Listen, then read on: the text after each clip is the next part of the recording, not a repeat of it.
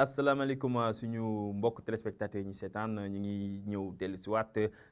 yeesalaat leen seen xibaar météo li gën a fës si xibaar bi mooy tàngaay bi nga xamante dina desandi si biir réew mi rawatina si gox-goxaan yi nekk si digg réew mi suñu demee si penku réew mi ak si bët saalum réew mi tamit tàngaay bi foofu nañ fekk nemmeeku bu baax a baax nañ xool suñu naatal satellite bi nañ gis ni que suba nañ am ay niir yu sew yi nga xamante ne nañ wàlli si bët gànnaar réew mi wante li gën a fës mooy que asamaan bi dina leer te naaj bi dina génn bu baax a baax loolu may waral si wàllum prévision tey si guddi dem suba si nañ gis ni que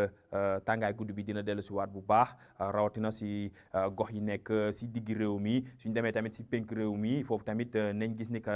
tàngaay guddi bi dina dellu si waat bu baax a baax nañ gis ni que tamit que seddaay bi tamit dina desandi si gox-goxaan yi nekk si wetu tefes bi rawatina si diggante Dakar dem ba Saint-Louis foofu ñu ngi fay xaarandi fukki degré ak juróom-ñeent suñu demee ba Thiès foofu ñu ngi fay xaarandi fukki degré ak juróom-ñett lu des si dëkk bi nañ gis ni que température dina dem ba ëpp ñaar fukki degré tàngaay bi nag comme ni mu ko noo waxee si njëlbeen bi dina des bu baax a baax rawatina si Kaolack Tambacounda ak Bakel foofu ñu ngi fay xaarandi ñaar fukki degré ak juróom-benn. suba nag nañ gis ni que naaj bi dina génn bu baax a baax wante ngelaw harmattan bi mooy ngelaw bu tàng bi nga bu ànd ak tàngaay bi dina fi descendi suñu xoolee ngelaw bi ngelaw penku la dina àndaale tàngaay bu bëri loolu may waral ni que nañ gis ni fii tamit si gox yi nga xamante ne si nekk si digg réew mi si penk réew mi diggante Kédougou dem Tambacounda dem ba si diggante Bakel ak Matam foofu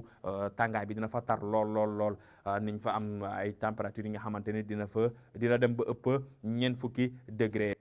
suñ demee si gox-goxaan yi nekk wetu Thiès Mbour dem Diourbel foofu tàngaay bi tamit dina fa des wante du mel ni comme tàngaay bi nga xamante ne la ñu am si penk réew mi foofu ñu ngi fay xaarandi fanweer degré ak juróom si Thiès fanweer degré ak juróom benn si Mbour suñ demee diggante Fatick Diourbel foofu ñu ngi fay xaarandi fanweer degré ak juróom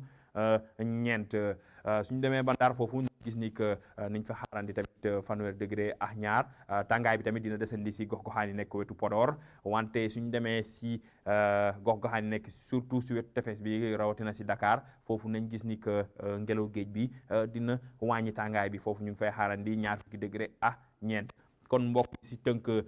tàngaay bi dina desandi si biir réew mi fu muy gën a taree nag mooy si gox-goxaan yi nekk si penku réew mi si digg réew mi ak si bët saalum réew mi foofu nga xamante ne température dinañ dem ba ñeent fukki degré Dakar nag peexu géej bi moom dina wàññi tuuti température foofu ñu ngi fay xaarandi ñaar fukki degré ak ñeent kon mbokk yi lii la ñu amoon si xibaar ñu leen di dox dig daje ba suba